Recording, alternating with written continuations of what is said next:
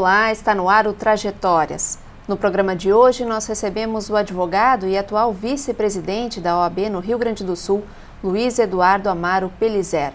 Recentemente, Pelizer também recebeu o título de cidadão emérito de Porto Alegre.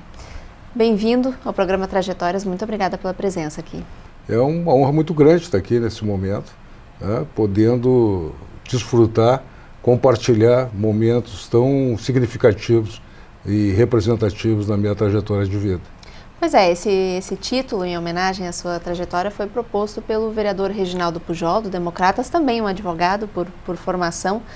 Queria começar essa nossa entrevista perguntando qual foi o significado da sessão solene, do recebimento desse título, pela cidade na qual não só o senhor nasceu, mas se criou, passou boa parte da juventude e hoje atua de forma tão significativa profissionalmente. Olha, foi uma surpresa agradabilíssima, realmente uma honra das mais elevadas que eu pude receber, na medida em que, como tu disseste, Porto Alegre é uma cidade muito importante na minha vida, não só pelo meu nascimento, como pela toda a trajetória construída aqui, no lugar onde eu estudei, onde eu cresci, onde eu andei de bicicleta, onde eu andei de carrinho de lomba, numa Porto Alegre que era segura, uma Porto Alegre que nós andávamos na rua nas mais variadas horas, sem nenhum tipo de problema. Uma Porto Alegre que nós idealizávamos passar para os nossos filhos e netos, e que está sofrendo momentos tão trágicos de vida do nosso cidadão, em todos os sentidos. Mas isso aí nos anima a valorizar e a tentar transmitir aquela Porto Alegre que eu recebi no longínquo ano de 1951, quando eu nasci. Exatamente. Agora, de uma capital, o senhor foi com 18 anos para outra capital, a capital do Brasil, Brasília, que foi onde o senhor estudou Direito. Como foi essa mudança? Olha, foi assim, num determinado momento, uma ânsia muito grande de liberdade. Houve uma oportunidade da vida profissional, de começar a trabalhar, e aí passei num concurso do Banco do Brasil, e aí Brasília, na época, uma cidade de 150, 160 mil habitantes, uma cidade pequena, perto de Porto Alegre, mas com muitas características de capital, muitas características de Porto Alegre. Era uma cidade agradável, uma cidade arborizada, em construção, e tinha muitas semelhanças, em que pese faltar as esquinas, que era o lugar onde nós encontrávamos o Largo da Central. Isso tudo deixava uma falta muito grande. Mas foi uma experiência de vida extremamente interessante, participar da formação de uma cidade. Brasília, na época, tinha 10 anos, e uma cidade cosmopolita, onde vinha povoada, por todas as pessoas do Brasil, principalmente do Nordeste, e em seguida o Rio de Janeiro começou com a transferência dos ministérios e órgãos públicos, começou a povoar Brasília. E na faculdade também, colegas de todos os lugares do Brasil, oportunidade em que pude fazer a faculdade de Direito lá, e lá fiquei até... O senhor foi sozinho, sem família? Sim, fui sozinho, sem família, que mas tinha famílias lá, amigos, claro, e tal. A decisão foi de aventureiro. De cursar Direito foi baseado na sua família? A decisão de cursar Direito foi... a minha mãe já era advogada, e claro que isso aí estava no meu sangue. Sempre tive vocação para o Direito, em que pese também está dividido, porque a veterinária sempre teve muito junto, que eu sempre gostei muito da terra, dos animais. O meu pai tinha uma propriedade rural em Jaguarão, e eu sempre tive muita ligação. Mas o Direito era a verdadeira vocação. Quando, em Brasília, eu fiz o vestibular lá, havia feito em Porto Alegre, na PUC, mas com a transferência só aconteceria se houvesse 6 meses de curso E eu tinha pressa de iniciar a minha vida e acabei fazendo um novo vestibular em Brasília e lá completei a faculdade. Mas e daí a sua atuação como advogado formado e também filiado à OAB começou nos anos 70, uma época muito diferente da época atual. Como é que o senhor relaciona o exercício da profissão naquela época aos dias de hoje? Olha, a minha filiação ao OAB, na verdade, iniciou em 1976. Né? Foi o meu retorno para Porto Alegre, a OAB do Rio Grande do Sul. E era uma outra advocacia, tá? Era uma outra história, era uma outra quantidade de advogados, tá? Mas a minha mãe, que havia sido conselheira já da OAB, tá? Passou esse amor pela ordem. Tá? E eu era advogado do Banco do Brasil, concursado. Tá? Quando me aposentei em 96 do Banco do Brasil, eu fui para Jaguarão, tá? Justamente para dedicar-me a outro lado da minha vida, poder implantar uma pecuária, tá? Que eu sempre tive o sonho, tá? De continuar aquele trabalho que o meu pai havia plantado. E fantástico quando a gente chega a uma certa idade e consegue realizar os seus sonhos de infância. É extremamente emocionante. Mas durou pouco, muito pouco, porque o chamado de Porto Alegre era grande, me envolvi com as questões de ordem, assumi a presidência da OAB em Jaguarão, implantei uma subseção em Jaguarão com dignidade, com representatividade, com um local, uma sede que não tinha, e aproximei essa subseção da capital, da seccional. Numa excelente interlocução, consegui buscar que as outras subseções, e na época eram umas 100 subseções, hoje são 106, consegui, de uma certa forma, mostrar essas subseções da importância da união que trazia força de representatividade junto à seccional. As subseções, principalmente de pequeno e médio porte, não tinham muito ouvido frente à seccional. As decisões eram tomadas mais aqui em Porto Alegre, nós ouvido as subseções de grande porte, com grande representatividade de advogados, e quando, na verdade, quase metade da advocacia pertence às subseções de pequeno porte, pequeno e médio porte. Hoje o senhor continua com o escritório em Jaguarão, o escritório em Porto Alegre, com a vice-presidência da OAB. Como o senhor concilia tudo isso no dia a dia? Olha, não é fácil, né? Tenho bons sócios, bons amigos, bons assessores, né? E isso a gente trabalha de forma compartilhada. E a OAB absorve muito, como eu estava dizendo. A OAB acabou me trazendo o meu sonho de ir para Jaguarão, acabou me trazendo de volta praticamente para Porto Alegre. E aqui em Porto Alegre, pela capilaridade do atendimento, acabo viajando pelo interior todo, e mais baseado em Porto Alegre. Para ter uma ideia, em 6 anos da primeira gestão de Cláudio Lamáquia, eu rodei mais de 550 mil quilômetros pelo estado do Rio Grande do Sul. E de lá para cá só foi aumentando, porque as subseções acostumam de ver a seccional na sua sede. E acaba isso aí valorizando a advocacia, mostrando que não há diferença entre o advogado da capital e o advogado do interior, que as dificuldades são as mesmas, que a representatividade é idêntica, e isso é um trabalho maravilhoso de união. E claro que o meu escritório se sacrificou bastante com isso, ou não, de repente os meus sócios trabalham melhor sem mim do que comigo, mas é uma saudade que eu sinto, de estar com eles no dia a dia da advocacia, que claro, eu tenho um pouco prejudicado. Mas tem uma sobrinha aqui, que é minha sócia aqui em Porto Alegre também, que trabalha muito bem, e as atividades vão se proliferando. Eu tenho atividades na presidência do Rotary, que está terminando agora, onde houve o Rotary Porto Alegre, é o 4º Rotary mais antigo do país, tá? É uma responsabilidade muito grande e o trabalho de Rotary é um trabalho fantástico. A fraternidade, o fazer o bem, tá? Ele combina muito com a atuação do advogado. O advogado, como representante da cidadania, ele tem essa função.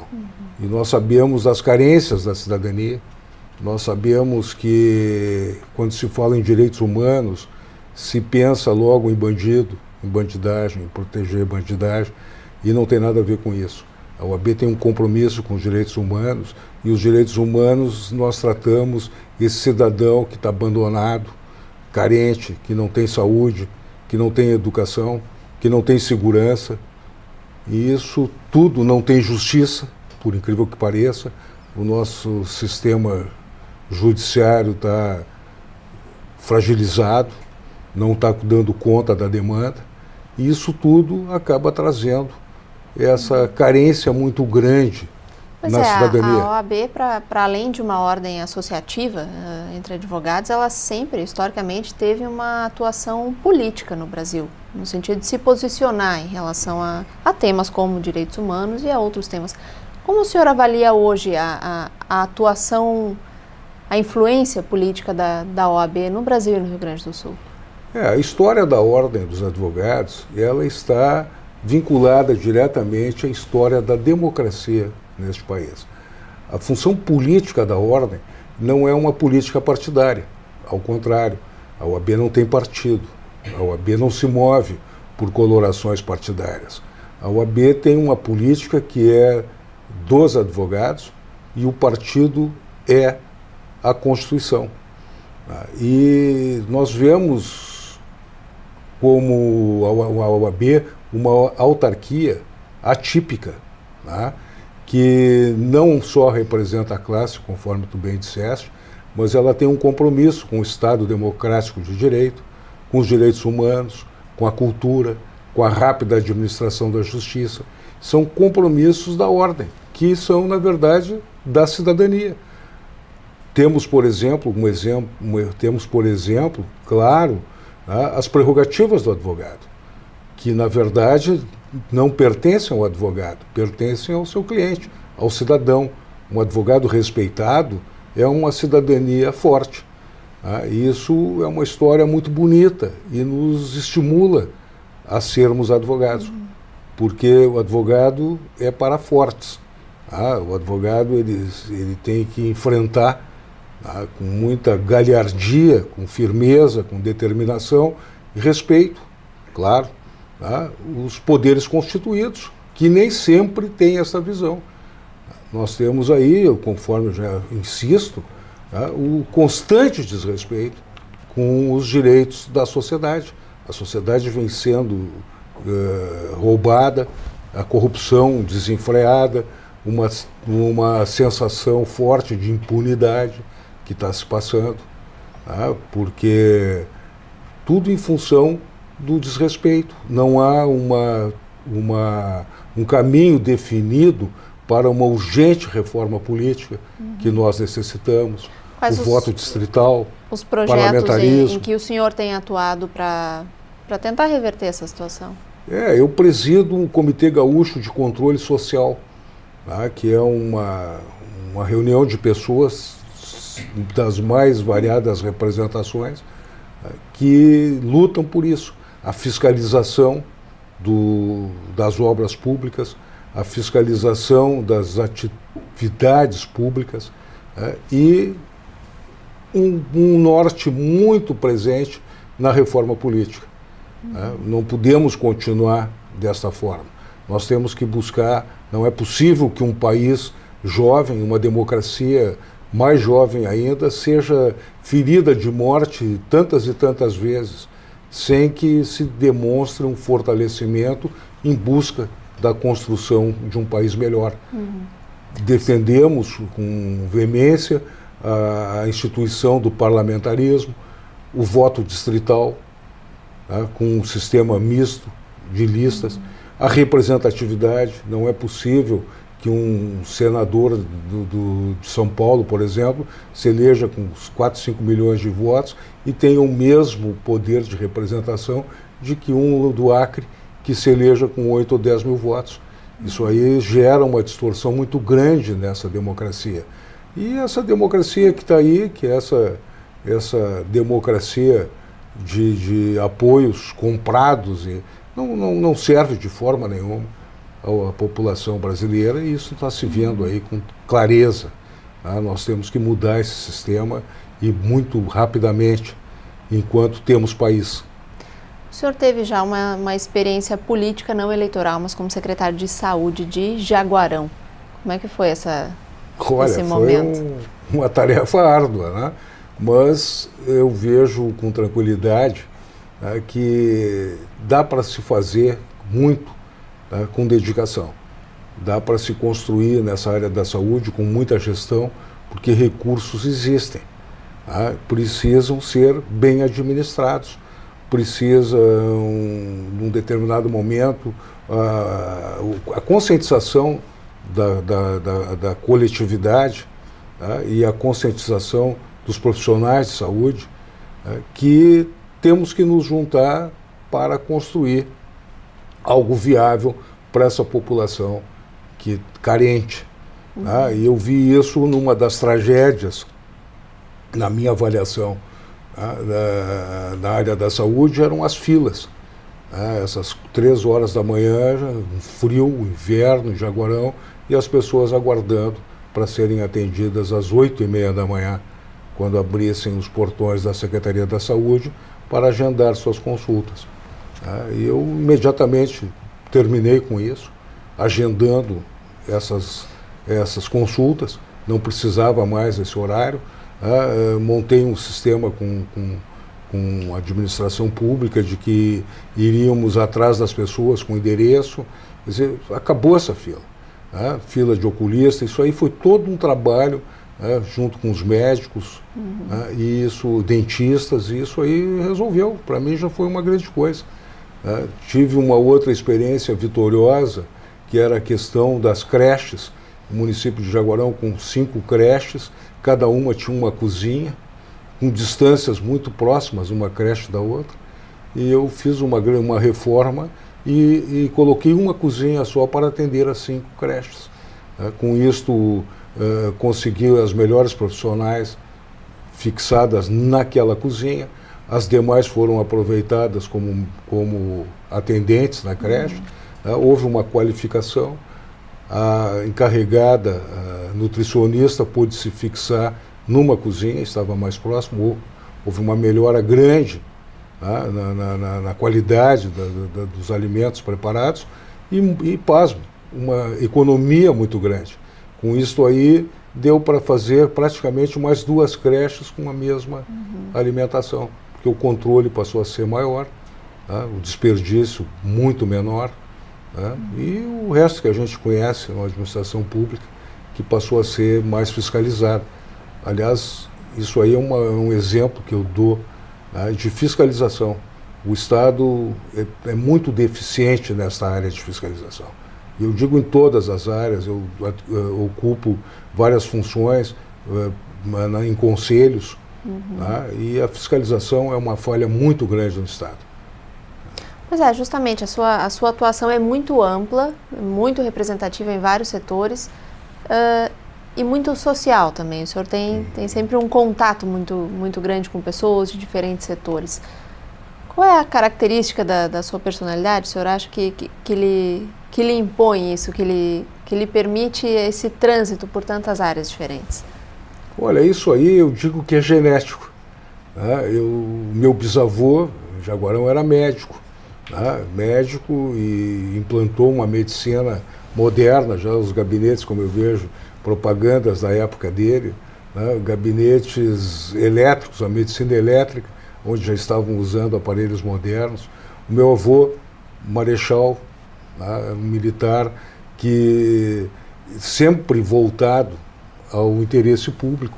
Eu me lembro, e foi cidadão honorário de Porto Alegre, que pese ser jaguarense, porque na época da guerra ele comandava aqui a subsistência do Exército. e prevendo que haveria falta de alimentos com a guerra, ele encomendou e fez grandes estoques de farinha, açúcar, né? E Porto Alegre, na época, ele previa o desabastecimento pela guerra, e na época, então o Exército ficou com esses grandes estoques e cedeu à população de Porto Alegre, para as padarias, para os hotéis, né? Hospitais, açúcar e farinha era uma mercadoria raríssima.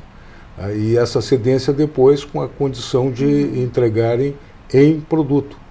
E isso aí deixou Porto Alegre uma cidade privilegiada no tempo da guerra. Então são preocupações, né, que demonstram pequenas preocupações, visões estratégicas e preocupação com o coletivo. Também no comando, chegou a Marechal, ele instituiu, era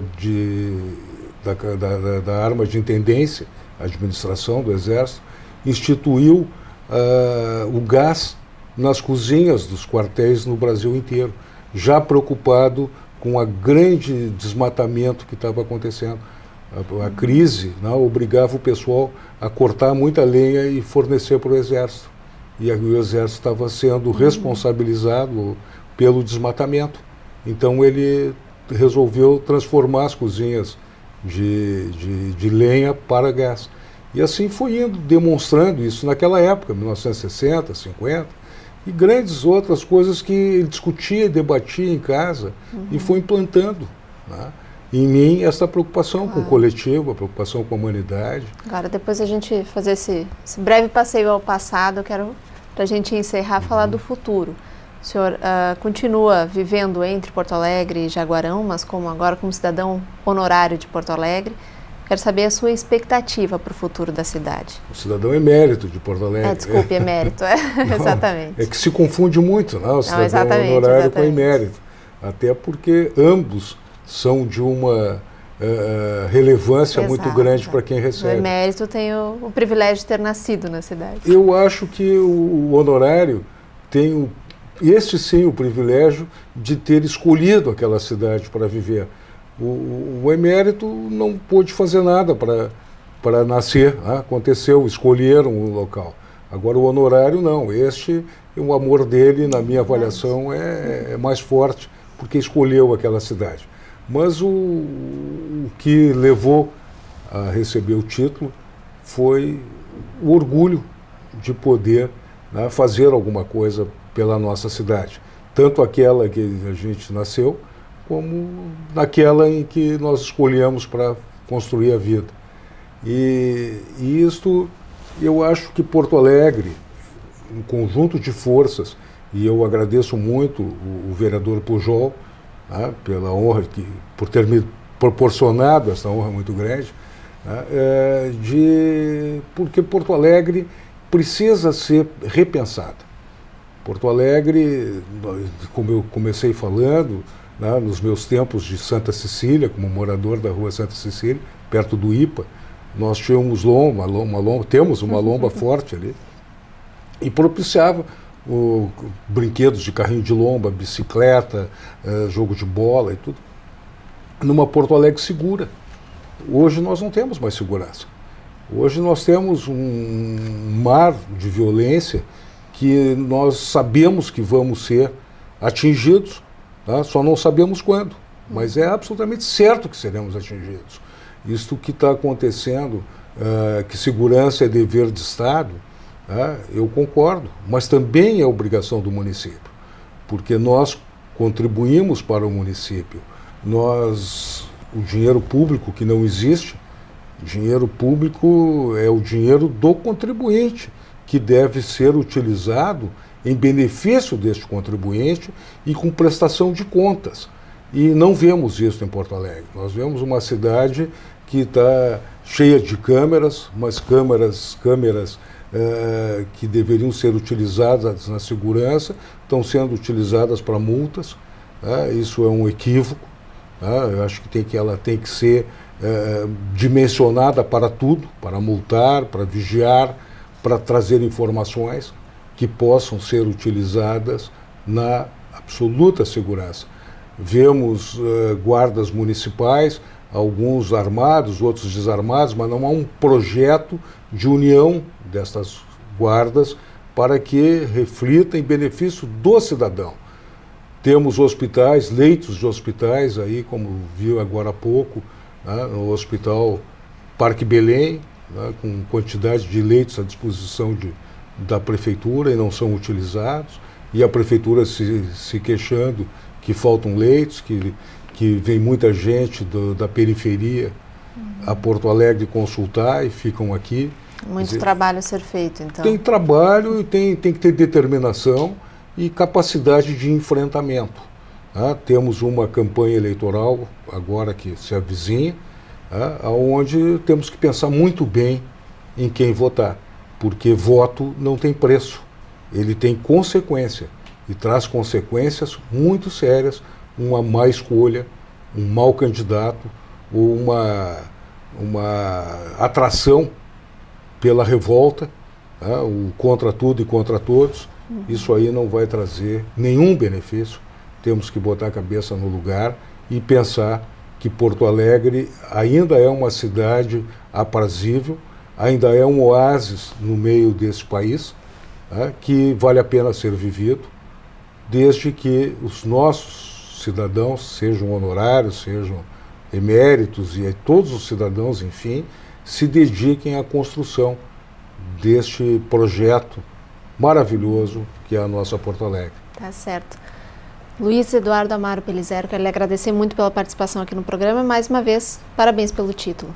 Eu que agradeço a honra de estar aqui e a honra de poder, com essa fabulosa rede de comunicação, que é a TV Câmara, né, atingir todos os porto-alegrenses e aqueles que amam Porto Alegre, para, numa grande corrente, continuar construindo e fazendo uma Porto Alegre melhor, uma Porto Alegre mais aprazível e a Porto Alegre que nós queremos deixar para os nossos filhos e netos.